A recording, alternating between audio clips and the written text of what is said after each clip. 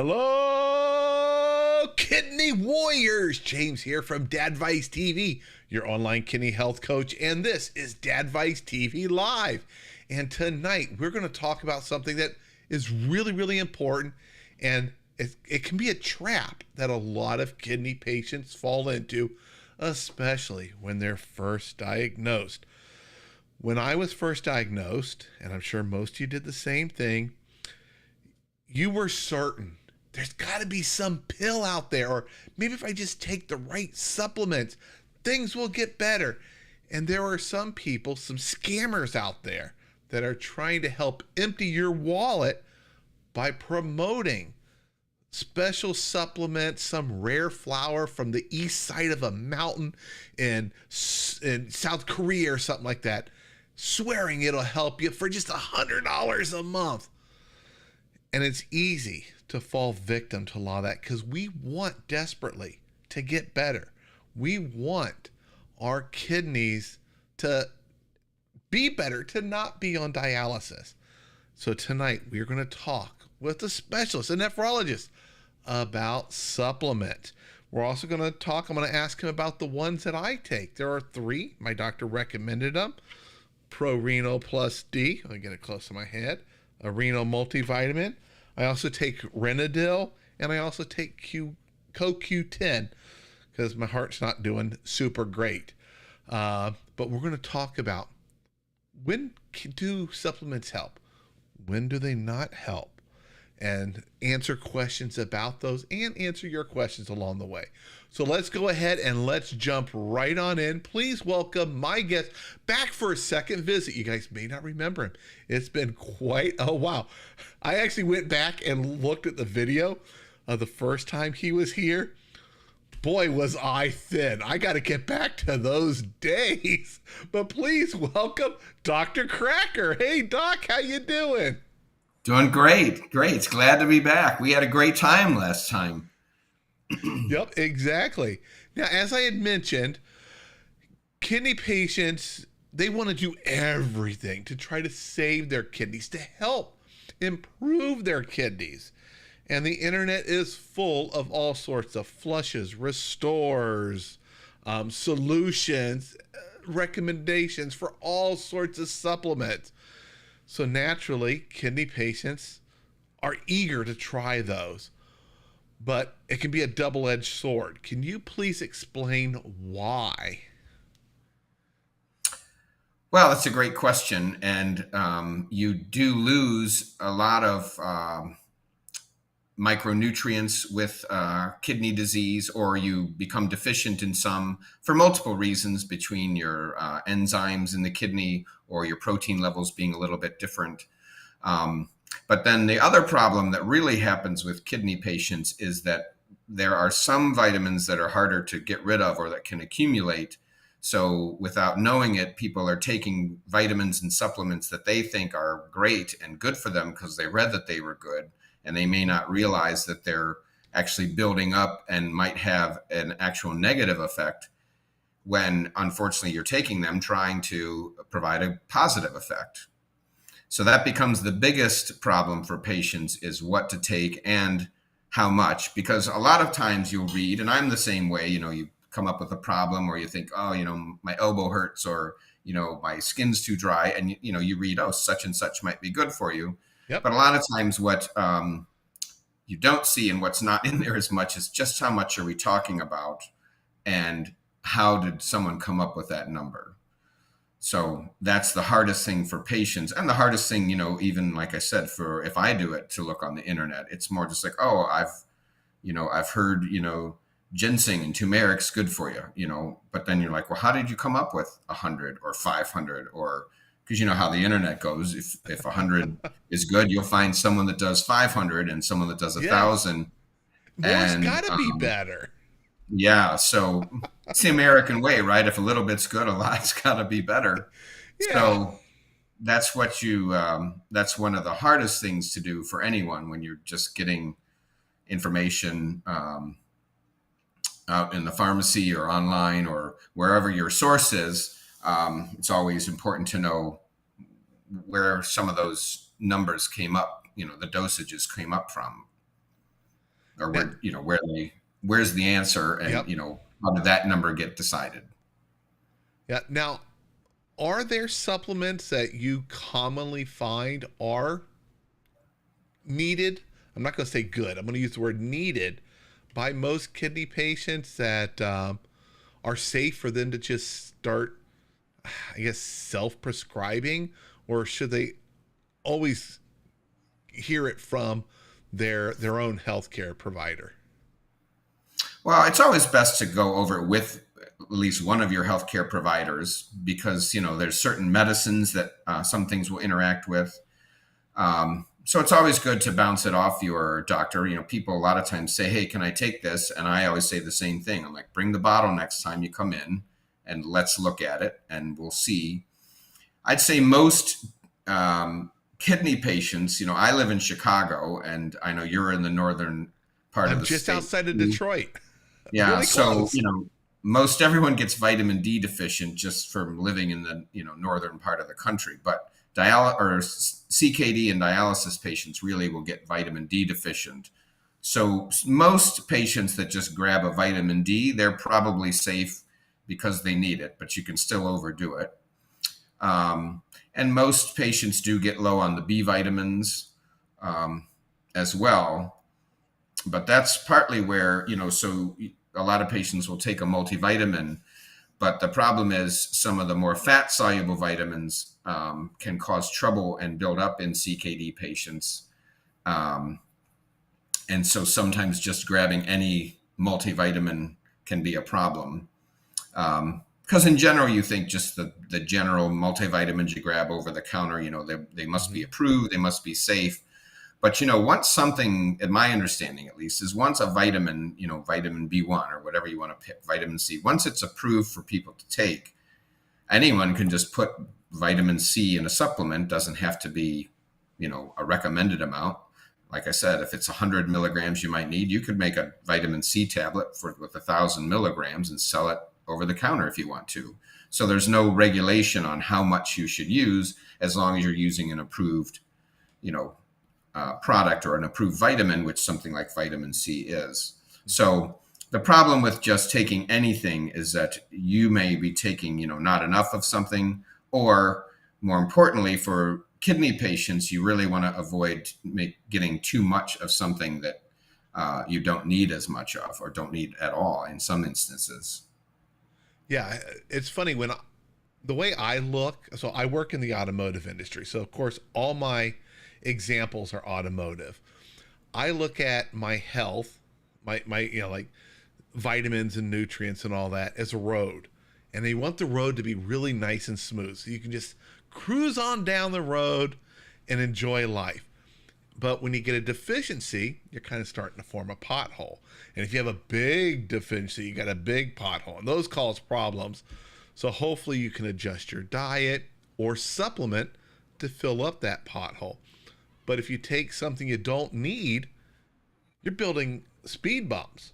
Or if you take too much of something that you did need, but now you don't need it, you're building a speed bump also. And you don't want to be driving down the freeway with lots of speed bumps. That's kind of how I look at it to avoid I commonly see people over supplement, and I try as a non-doctor to explain that to them. Make sure you know what you're taking. Sometimes they can build up and they're not good, and sometimes your doctor will tell you need something, and then there's a time to stop. And you mentioned vitamin D. My vitamin D was so low when I was first diagnosed. Doctors had me on it for a long time. Then it got too high. And they told me, stop taking it. And I thought, okay, it'll drop real quick. Boy, it takes a long time to drop vitamin D. Yeah. Well, and here's one of the problems I get all the time is I can always tell when someone's coming. I see a lot of patients, kind of on a 3-month or a 6-month schedule. And so a lot of people, when your vitamin D gets low, which is under 30, the goal is about 30 to 100. And you get below 30, then that's when you want to take the weekly vitamin D, because something like the ProRenal and other vitamins with D, they're good in the sense they've got your recommended amount as a CKD patient, 1,000 units. But you can still get low on that. But so we'll get someone on a month or weekly D, sorry, and then I write it for say 6 months. I put 5 refills on it, and the pharmacy, it doesn't matter. I don't know. It's just because they get used to it with blood pressure meds or whatever. The patients run out, and I constantly get a request for a refill Yeah. from the pharmacist, not from the patient. The pharmacy is just like, oh, it's zero. I'm going to contact the doctor's office. So I can always tell, I'll look, and some Mondays I open up my charting and I'm like, oh my gosh, 10 pharmacy requests. And then 9 of them might be for vitamin D. And what's happening is then the patient's about to come in, they'll have their new D level checked. So I end up refusing a bunch. But that's partly how it happens, is that, a patient, if they weren't following or aren't sure, or maybe just don't have the best health literacy, the pharmacist just rolls up and says, hey, you're out of this one. I'll request it from your doctor's office. And the patient, says, great. And then if I click it and it gets filled, then, they just keep taking it. So that's how it can be common for someone, even with the prescribed vitamin D, to kind of overdo it. Yeah, and that whole refill thing, I use Walgreens, and I just go into the app when I'm almost out, and I just hit the refill button, and they send a notice to my doctor. Yeah. And occasionally, my doctor will call and say, James, you got to come in. We got to get you on the scale. We know you hate it, and and have a chat, depending on what your number is, before I renew this. Yeah. But that helps me not, that's how I learned. And I didn't realize that you could overdo something like vitamin D, because you see it everywhere, and it's even advertised as in your drinks and stuff. You're like, well, sounds like something everyone needs. Might as well take it. And all the social communities, of course, there's no doctors really in there, or if they are, they're being quiet and sitting on the sidelines. But social media just loves, everyone's got a recommendation or a cure. Yeah. Well, yeah. So, people would get, back in the old days, they put it in milk because people would get, so D deficient. What would you get way back when? Scurvy or something like rickets, I think, or what? I guess scurvy might be vitamin C, but, in the old days. That's vitamin C. That's the pirate one. Yeah, exactly. So, it started going into milk, and then, so there's D in your milk. And then for the people lactose intolerant, I'm sure you've seen like orange juice and a bunch of orange juices now, like with vitamin D. So it is good because people they tend to be lower than high. So it is nice to get a little bit of a supplement. D you get a lot of it from your sunshine as well, which is why in the northern part of the States, there's more vitamin D deficient people than people in the South or in the sunshiny states. But so it's not a bad idea to have it out there and a little bit of a help. But then once you need it, it should be, in a controlled environment so you can watch the level. So because vitamin D deficiency, if not treated, it's got negative health effects. But then if you overdo it, you can run into too much trouble as well. You can, precipitate kidney stones, which is a big one. Hypercalcemia, which then has its own problems. So anything you take, we don't follow every single vitamin, but everything you take does need, your doctor should know, in the sense of, is this something we can follow with a lab and a blood level? That makes it really easy. Or is this the kind of thing where there's other factors you can watch, like some of the, like B12 and folate, you can look at the size of the red blood cells and use that as a gauge of, hey, maybe you're low. You can measure the levels as well, but all that stuff, most of that stuff can be followed. The exception then really becomes a lot of the herbal supplements, which there is no data for most of them, which is they're the biggest problem, in the sense of, when people ask, I always, my response is usually the same, like, that we don't know much about it. That's not something for me that I would know, so I can't tell you to take it. I certainly appreciate, though, the power of the brain and, the positive benefits of people that take something and they think they're helping. And as long as it's not something harmful, I usually say, well, I don't know what to tell you about that herb itself. So I'm not going to tell you to take it. But, if you do and you're getting some kind of positive benefit from it, and there's not a harm that I know, then, that's for you to decide. There's some herbal roots or herbal teas and some of the roots out there that have been proven to cause some trouble. But, that's just a list of a few supplements compared to, the hundreds of different herbs that are available out there. Yep. Now, what are some of the common vitamins and minerals that kidney patients may start taking on their own that are harmful for those with CKD? Well, I have a lot of patients that come in, the ones that really like supplements. They'll for sure be on a multivitamin. Most of them will then take more vitamin B, more C. They might take extra D. Vitamin E is a big one. Omega-3, that's a good one for people to take. Not as many people take that on their own. And the biggest one that people take that's the most difficult to get people off and convince them is their calcium supplements. Just so many people, their doctors say, I got osteopenia, I got one of those DEXA scans and I've got osteopenia or osteoporosis, so my doc put me on calcium. And I always cringe because I just am like, it's something that is just carried forward year after year after year. That data for calcium and osteoporosis came from not the largest study, but a bunch of like 65 to 70-year-old white women. And it showed some positive benefits on the bone scans. And so calcium's been prescribed ever since. But, not everyone's the same. Not everyone that gets told to take calcium is a 65 to 70-year-old white woman. Yeah. And the problem with calcium, especially, there's two problems in CKD. There's one problem for everybody and one specifically for kidney disease patients. So calcium in itself, your thought process is, hey, your bones are weak. They're low on calcium. You should take more calcium. Well, that would be fantastic if the calcium just got in there, you absorbed it in your gut, it got into the bloodstream and just went straight to the bones and made your bones stronger. That'd be fantastic. The problem is your bones are already weak and low on calcium from just different kind of pathophysiology that's going on. So it doesn't automatically just go to your bones to make them stronger. Maybe some of it gets in there. But your body's quite smart, and so that you get all this calcium absorption in the serum, and your serum, so to speak, just says, I don't need this. So your body just dumps the calcium wherever it can, almost like, if you're an analogy on the road, if you're on the road, there's no trash can, you might just throw it out the window.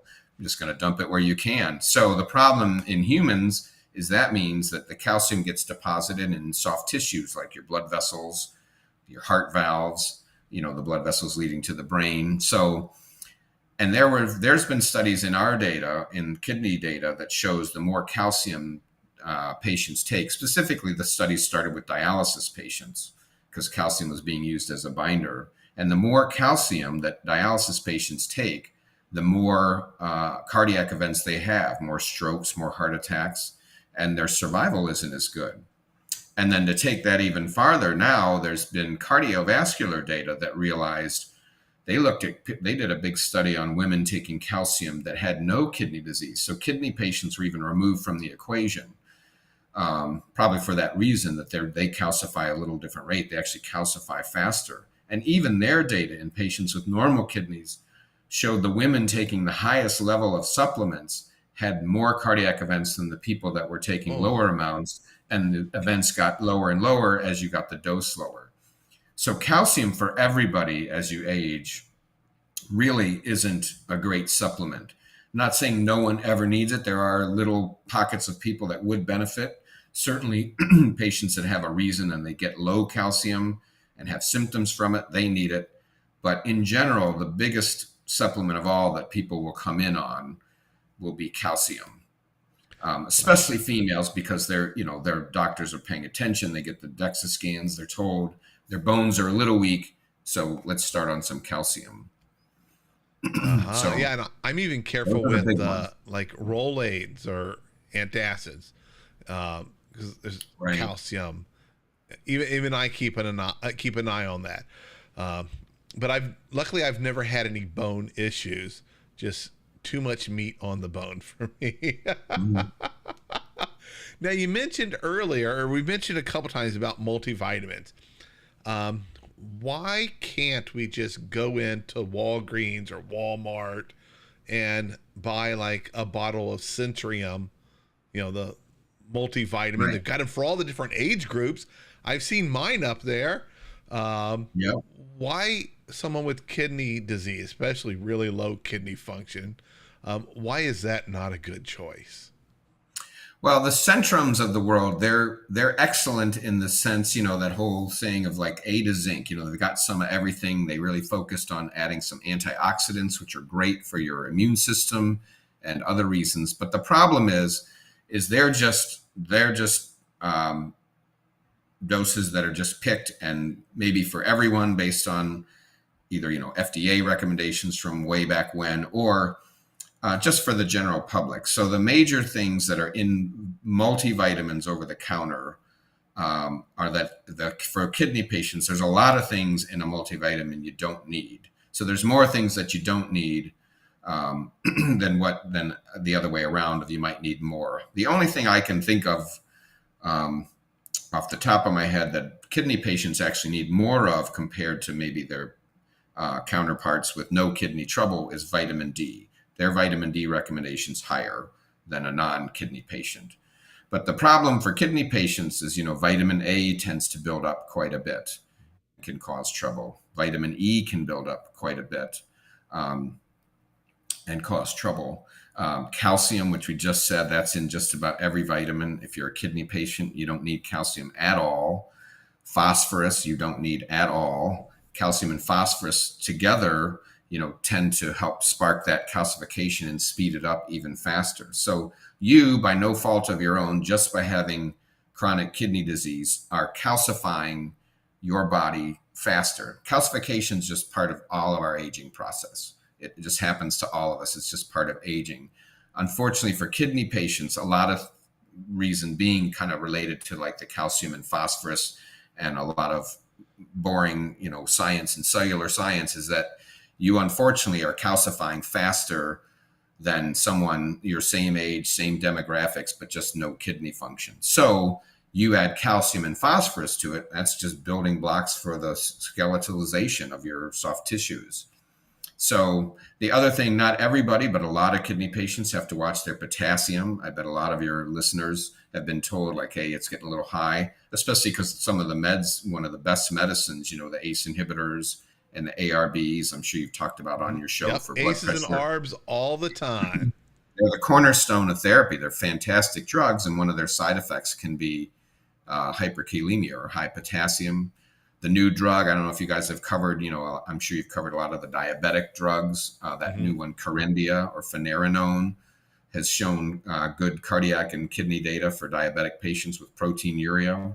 That raises potassium. So most vitamins, most general multivitamins will have potassium as well.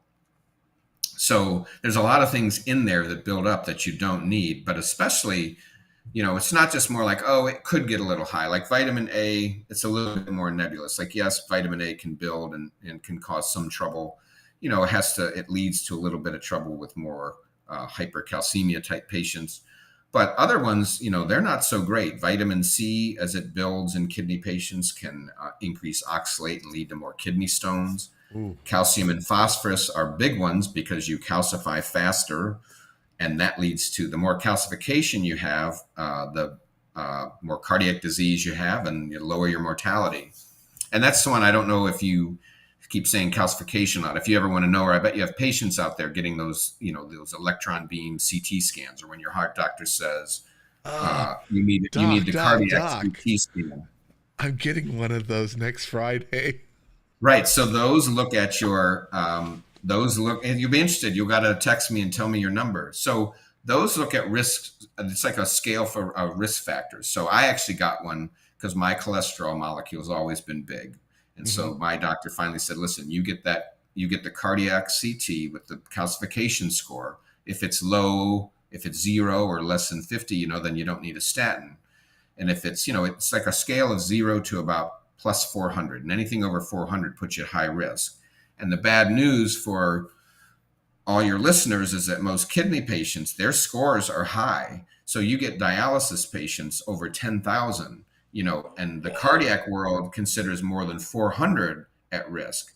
Yeah. Now, the calcification, it's too long and too technical to get into. The calcification in advanced kidney patients in dialysis is a little bit different than the plaque calcification that forms in maybe a non-kidney patient. But same concept. You don't want higher calcification scores. And by no fault of your own, even if you're eating great, taking the meds, on the right supplements, your calcification usually higher as a kidney patient.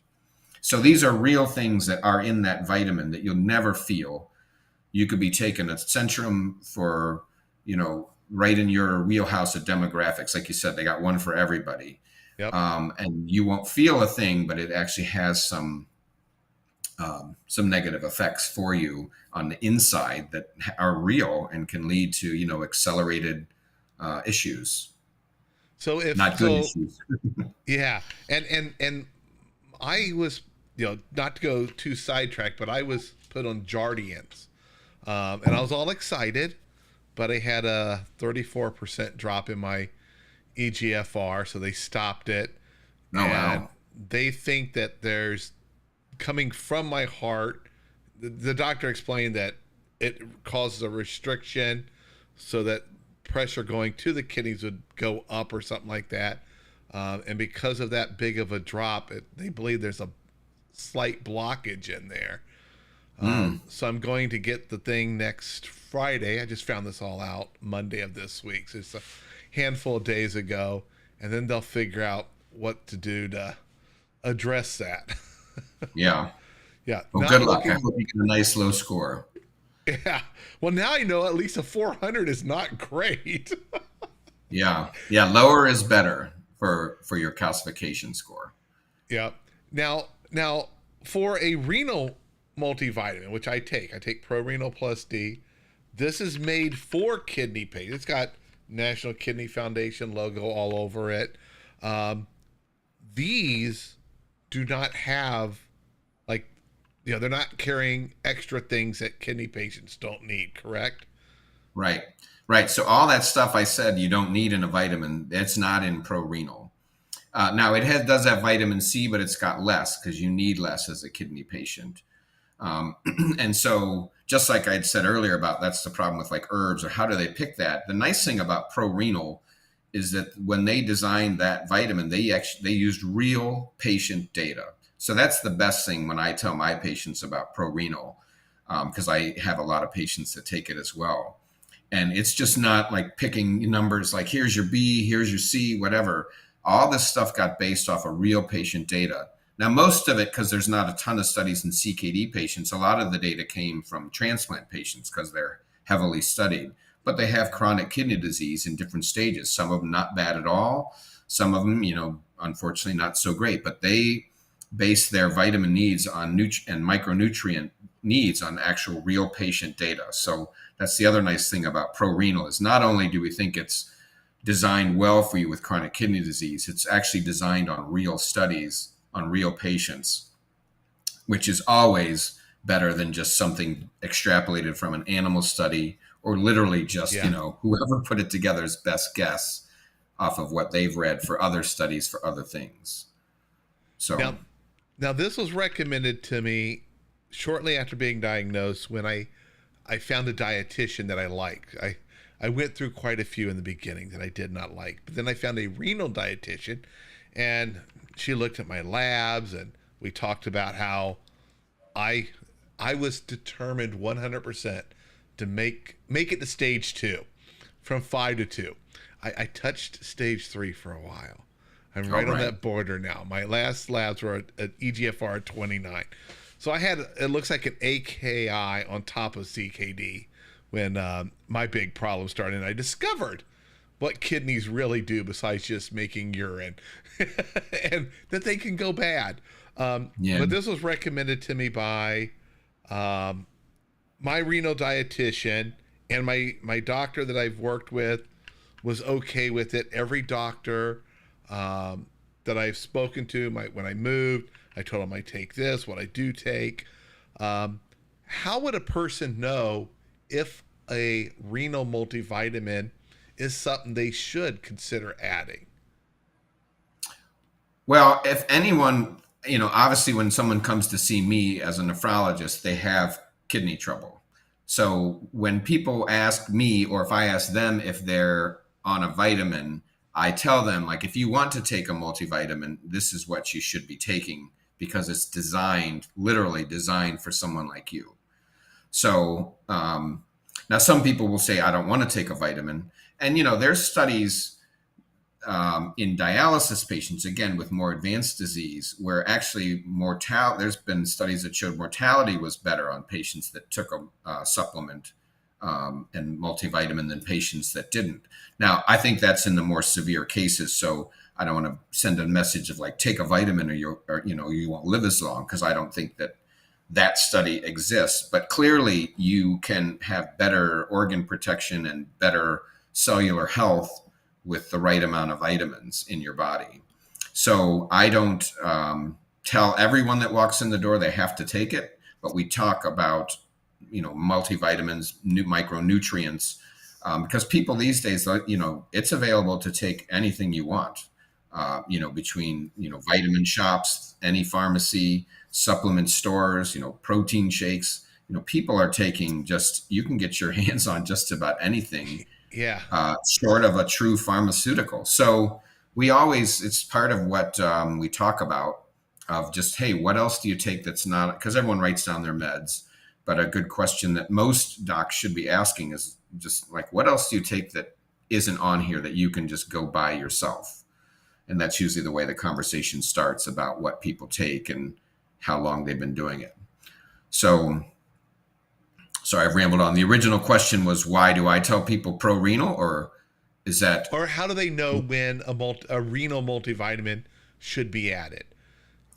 Oh, I think, well, anyone with a creatinine that's abnormal, that starts to show signs of chronic kidney disease, again, these studies that, I'm referring to for transplant patients, they're done with their set number of patients. So there's enough known that now there won't be a big study on, well, let's look at vitamins in stage 4 versus stage 3 versus stage 2. That would be, I don't know, the point that would cost a lot of money to maybe not tell you a whole lot. I think that the best thought is that as soon as you have chronic kidney trouble, even early, I think any time is right, because again, it all speeds up. So everything for stage 2 to 3, gets worse, and from 3 to 4 gets worse, and then on so on till dialysis. So let's say you're calcifying a little faster now with your GFR at 29. Well, if we followed you through the years, which they do with patients, you'll be accelerating as you get worse and worse, to the point that, dialysis ends up being the worst of all of these. Yeah. But hope, that's the whole goal of seeing your doctor and taking care of yourself like you did, is to try and avoid that and either prolong it as long as possible or just avoid it altogether, hopefully. But everything that we know of just starts very early. So the D deficiency, even calcification, trouble with potassium, people can have stage 2 CKD and really start to have evidence of that. So I think the micronutrient issue starts early. It's always mild early, or, for most patients. And then as you progress through and your GFR gets lower and lower, the issues that we discuss, they become more and more prominent. So basically anyone with any kind of kidney trouble could take that vitamin. Awesome. And I've always taken this, and I kind of do want to plug them. I met the group that create this out of Dayton, Ohio, and I used to live in Cincinnati, at kidney walks. I'd see them at the kidney walks, and I got to talk to them, and I was like, hey, I'm taking your multivitamin. That's awesome. So I got to know them really, really well. And I know there are other renal multivitamins. Someone had mentioned Renavite. I think I've seen that before on Amazon. Renavite's pretty basic. I think Renavite's mostly B and C. I don't even know. If we can look, I don't know that Renavite even has D in it. Let me take a look and see. Yeah, Renavite. Because there's Nephrocaps, there's Nephrovite, there's Renavite. I'm pulling theirs Um, up for the back. Oh wow, it's C and B. Wow, there is almost nothing in it. It looks like a B yeah, complex with a bunch of the Bs. Um, there's a calcium something. There's a lot of words I don't want to try to pronounce, but vitamin C. yeah. It is a C and B. Wow. Yeah, it's all, oh, and see, 40 milligrams of calcium just for good measure. So it's almost, it's vitamin C. The C that's in there is good. It's 60, so that's the right amount. And it's basically got most of the B vitamins in there. My list says 1, 2, 3, 6, 5, 6, 7, 12, and then folate, which Yep. is but then it has a little calcium in it. So not nearly. The nice thing about ProRenal is it is more Centrum like, in the sense that it's really an A to zinc, in the sense it does have zinc, what else? Selenium, copper, some of the antioxidants that are good for your immune system. Everyone has, if you pay attention and you're reading up on health, antioxidants are a good buzzword. Like how many of your listeners know, like, oh, I eat dark chocolate and blueberries for their antioxidant effects. Same concept. You want something that can kind of kill off the free radicals and keep the stress down. So the ProRenal is light years ahead of things like Nephrovite and Renovite, things like that. They got designed. I mean, they're not bad. They got designed more for like dialysis patients that are Mhm. short on most of the B vitamins. Gives them their vitamin C, but it doesn't address the big ones. Your D deficiency has no. It doesn't have any of the fat soluble ones. It doesn't have any of um, anything like the zinc and copper, things like that. Yep. Well, if anyone is interested out there, um, because the people are great at ProRenal, and I talk to them all the time, and we've even done giveaways. I've called them up before and said, "Hey, can we do a giveaway?" And they're like, "Sure." They don't even ask questions. Um, Yeah. they do have, for everyone out there, they do offer a discount code. Now, this is an affiliate link.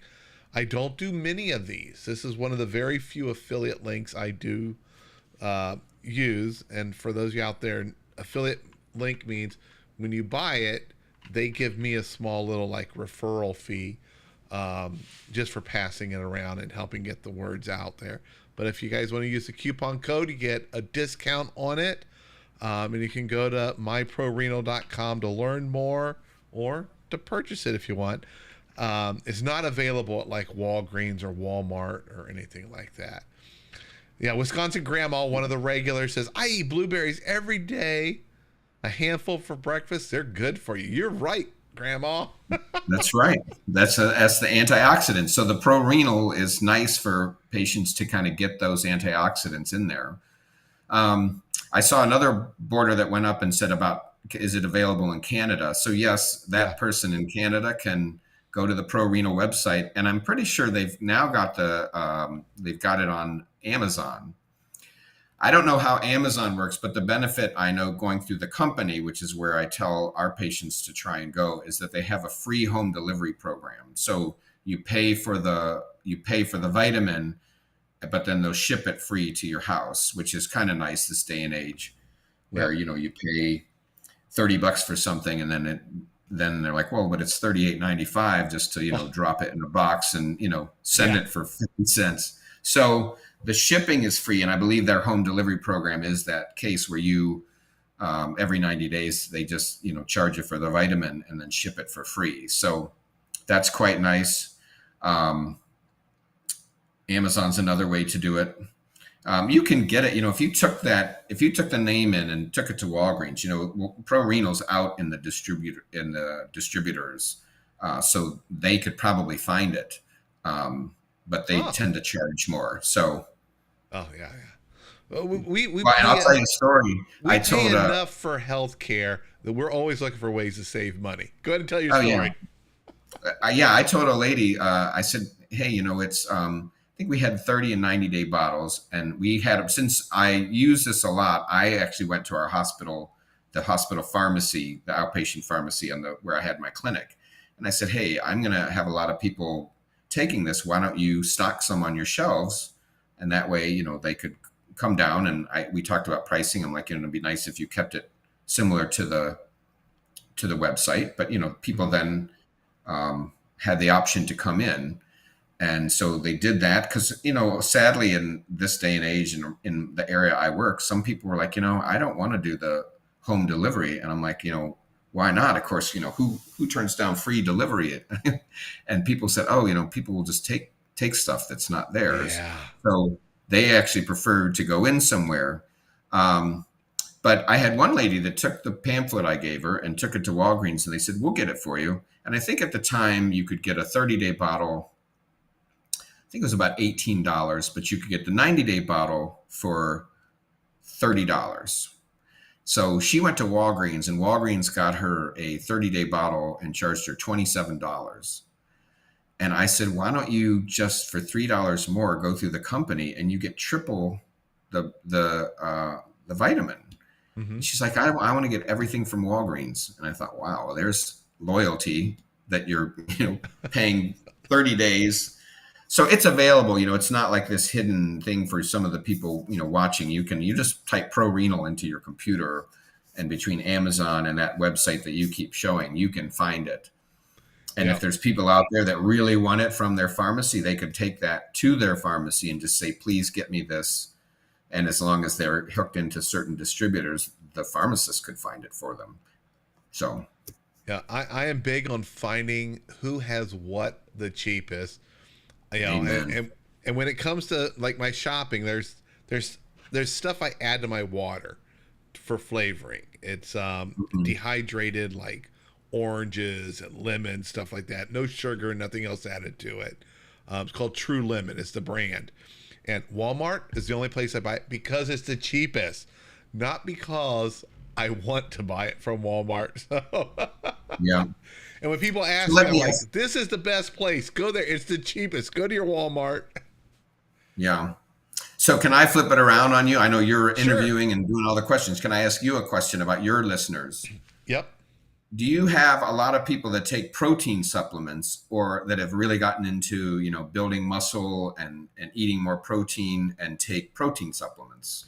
All right, let's give them about 30 seconds to type their answer, because there's about a 6-second delay between you and I talking and them hearing us. That's why I'm rambling right now. This gives them time to hear it, and then we got to give them a few moments to type, and let's see what they say. My answer is no. I do not. Protein is like the thing now. It's in everything. I even saw high protein ice cream at Kroger. Yeah. Can you believe that? High protein ice cream. And I don't know what these people are trying to do, but I do not look for protein or add protein. I don't have a problem getting enough protein. Yeah. Well, protein's good in moderation. And, people, while your listeners are typing, I can tell you a little story about like the background of it for one. So for one, in terms of supplements, we'll talk about creatine supplements. So we talk about, all your listeners know they're looking at that lab and looking at creatinine. Mm-hmm. And kind of like, why is creatinine what you pick? Well, creatinine is a breakdown product of creatine, which is why your muscle mass does play a factor in what that GFR number will be, because it's based off the creatinine.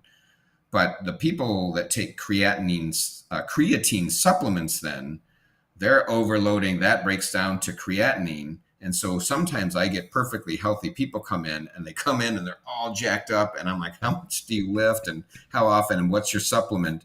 And sure enough, they're taking creatine supplements. Now, it's not that it's making your kidney function worse, but it does really make your labs look worse. So if your creatinine's 2 and you start pumping in a lot of creatine supplements, you might get to your doctor and have them be like, your creatinine's 2.6 now, James. Like, you're getting worse, when, that's something you could avoid if you just avoid the creatine supplements. And as far as protein goes, I will tell you the number one question I get when people want to talk about the non-medical aspects of what can I do, I always get the same question, like, what should I be eating and drinking, or what can I not do? What shouldn't I be eating? And there's really, we'll back up for 1 second, other than the basics of like, okay, if you're a diabetic, watch your sugar. So, you keep your A1C down by not eating as much sugar. That's what you need. If you're have hypertension, you should be watching your salt. But other than those, what the big ones, like you're supposed to be watching between cholesterol, sugar, and salt, the only thing really truly proven to harm the kidney in a diet were those high protein diets. You and I are some of the same age. You remember the Atkins diet and the South Oh, I Beach diet, which remember it. Yes. and Atkins is still around in the sense they're still trying to do stuff, but they've gone away from those mega high protein diets where it was more like get 70-80% of your calories from protein. Those diets were shown to actually cause some kidney trouble and actually harm the kidneys. So right around the time I started doing residency and fellowship, I was interested in nephrology from the get-go. And so I realized I went to a place that was actually doing a study on, they figured, well, the opposite must be true. Low protein diet must be good for the kidney patient. Turns out it wasn't. It didn't help the kidneys at all. And all it did was make the kidney patients more malnourished. Yeah. So protein is good. It's good to have your protein up. So I'm interested in asking, because protein supplements in themselves aren't bad for patients. They want to stay well nourished, because if you're malnourished and your albumin, which is the lab your doctor will follow the most for your nutrition, or the dietitian, if your albumin's low, there's a whole world of problems that comes for you. You know, you're more prone for fractures. I believe you're definitely more prone to get hospitalized. Your lifespan isn't as good when you're malnourished. So avoiding protein for a lot of people can be problematic. And that's why some people are on some of those supplements, or some of those shakes like Nepro or things like that are kind of kidney driven protein supplements. But the only thing is that when people ask, what should I avoid? You just have to make sure you never go on one of those crazy high protein diets. And dietitians know this. Most people know this now, so it's not really a risk. I think it'd be impossible to get 80% of your calories from protein. Feel like you just eat chicken breast and egg whites all day. I don't know how people would do it. But Yep. Other than that, your patients should be on just a well-balanced diet.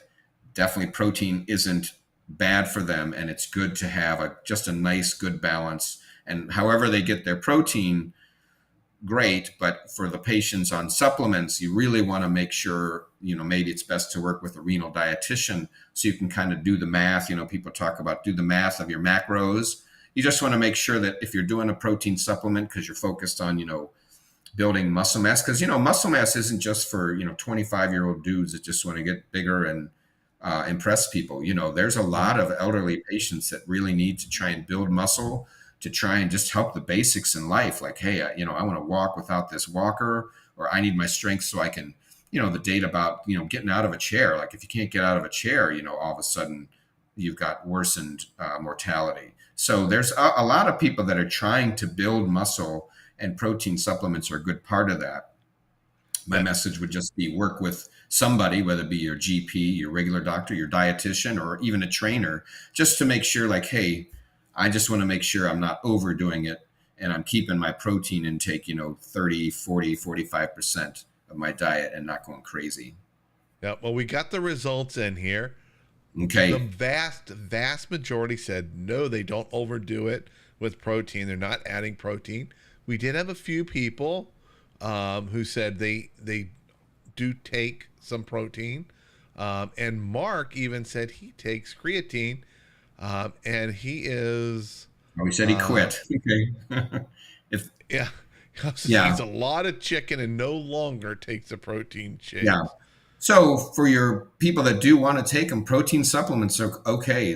They can be a good part of your regimen. I would suggest taking something that's not creatine. I would take a different kind of protein supplement. And then from there, the protein world is just huge and vast. So you can take, plant-based, you can, there's all sorts of, if you want to take certain types of protein, you can find it. I just would recommend to your patients that are watching their GFR to not take anything with creatine, because it's going to just falsely elevate their creatinine higher, makes their GFR look worse, and they can just avoid that hassle and that fear or that panic when they get told your kidneys are worse, that it's the creatine that's really changed the number.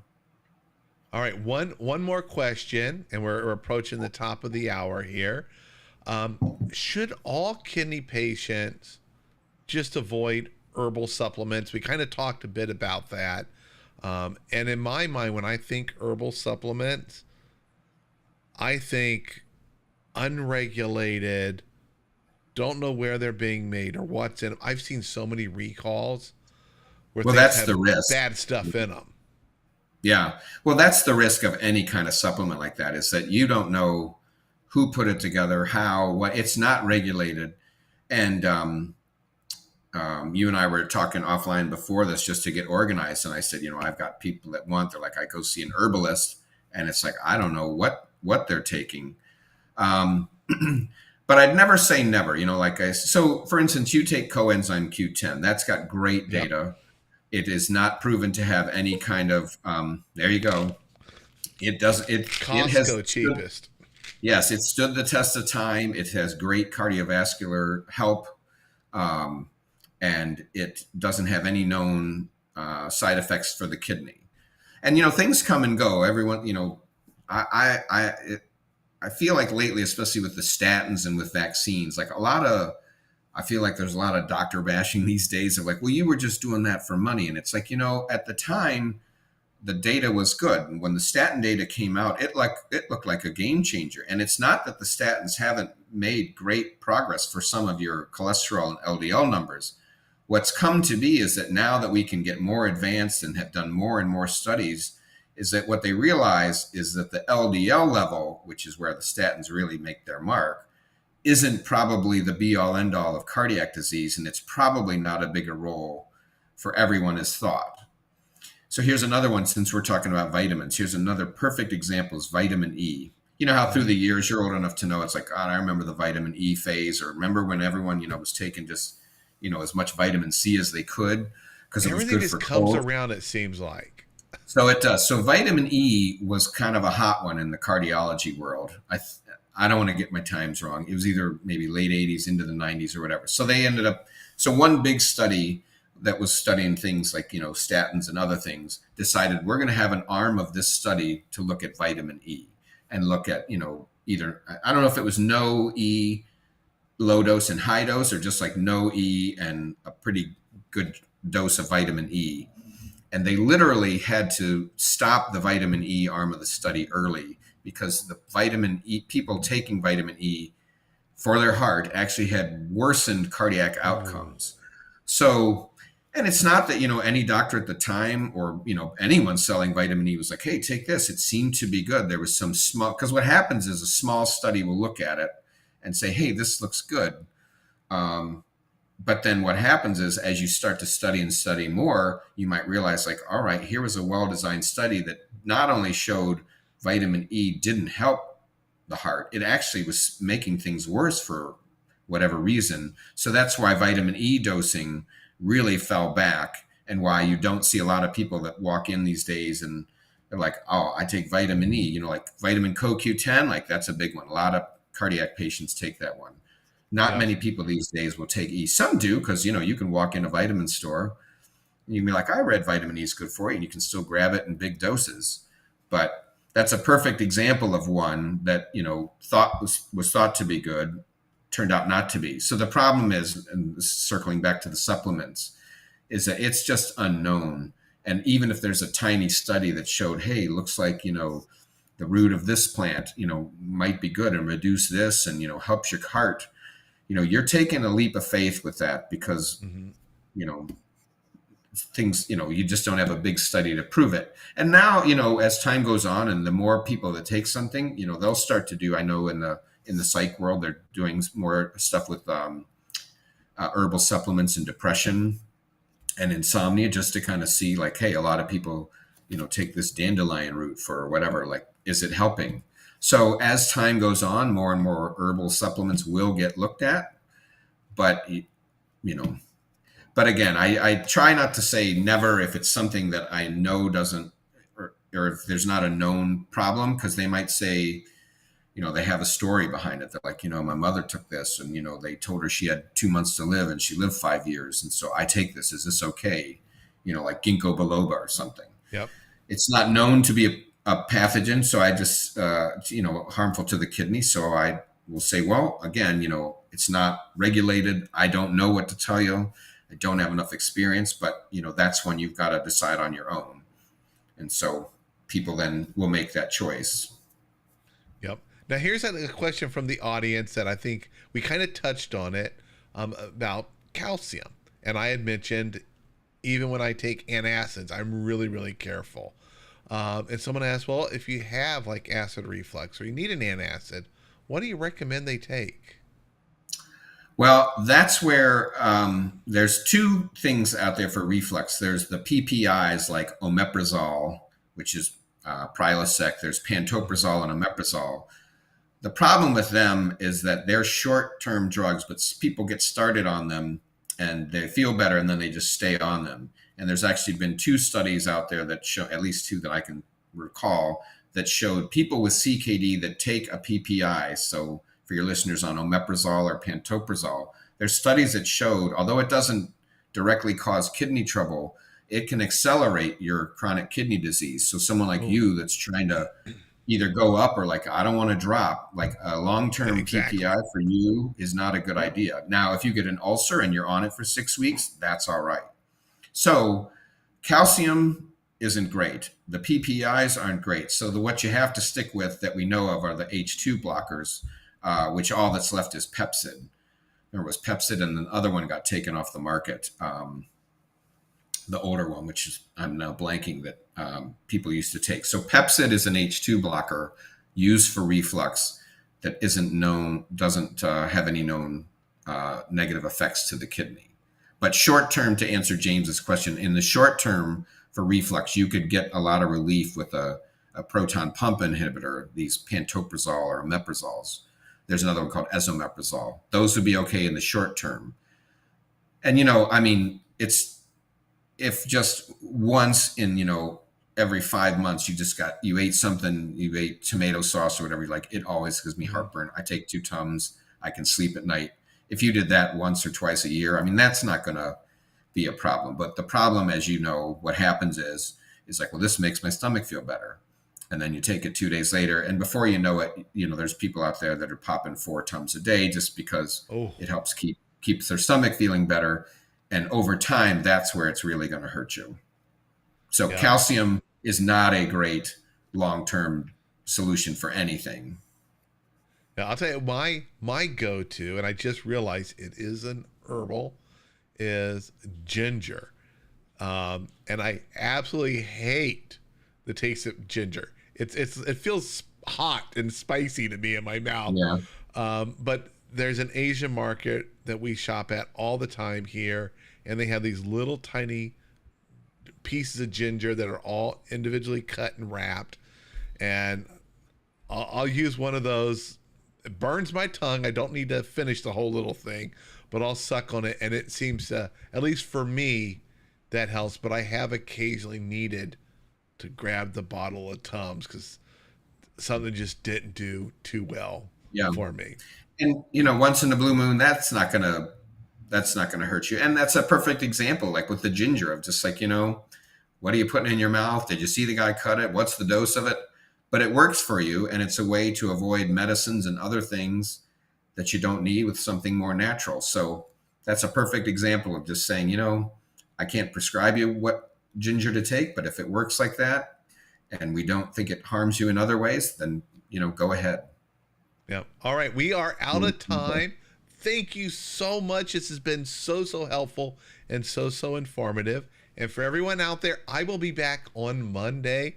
I have another great story, and a very inspiring story of actually an American hero, a naval officer who rescued other naval people that were trapped in a fire on a ship, and he inhaled a bunch of chemicals, got some rare form of kidney damage. He now has an organization that helps spread awareness of kidney disease and helps vets. He will be here on Monday talking about his organization and his absolutely amazing story.